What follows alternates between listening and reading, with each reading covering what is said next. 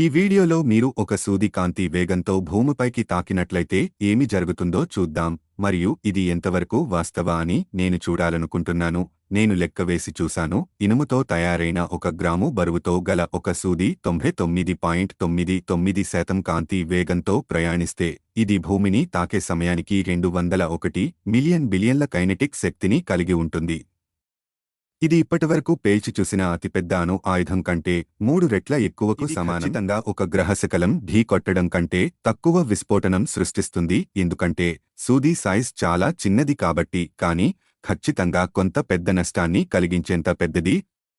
సుమారు దీనికంటే కొంచెం చిన్న భారీ ఫైర్బాల్ను సృష్టిస్తుంది, కానీ అతిపెద్ద న్యూక్స్ కలిగించే విస్ఫోటనం కన్నా చాలా పెద్దది.